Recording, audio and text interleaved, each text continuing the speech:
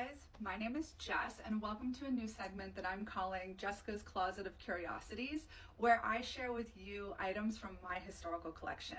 I'm a costume designer, an avid fashion historian, and I absolutely love vintage clothing. And the reason why I love it is because it tells such a beautiful cultural story of either a unique individual, a brand, a trend, and I thought that I would show you this one.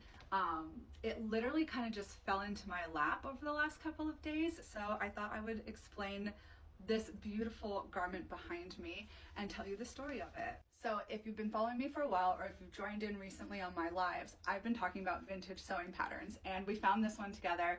I just bought a bunch of patterns from an estate sale, so I'm going through them all and I'm categorizing them. But this is Butterick 5979, and it's a 1970s Halloween costume pattern for a pilgrim, Dutch, or colonial costume. And what caught my eye is the beautiful rainbow skirt with the black velvet bodice. I love this, and I was like, oh my gosh, wouldn't this be so much fun to make for Pride Month? So I'm going to put this pattern aside and we're going to make it later. So I'm going to hold off and make this in June. Well, I'm cleaning out my historical collection, and I'm also categorizing some of the things that I got from a different estate sale. So sometimes I like to go and just buy boxes and I don't really know what's inside, so it's always a surprise when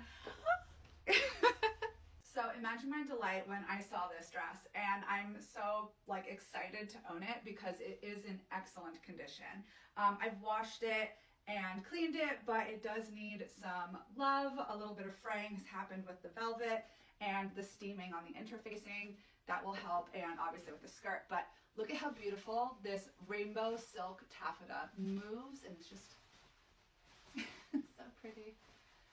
It's so gorgeous. And the silk velvet, it's a midnight blue color, and it's also in excellent condition, which is very exciting because this is from the 1970s. So between a Halloween pattern from the 70s that features a rainbow skirt along with a velvet top, and this dress, which is also a rainbow skirt and velvet top, we can see that this trend was very popular during the 1970s. And I wonder why. So in order to find that answer, you have to look at what's going on culturally and socially in the 1970s.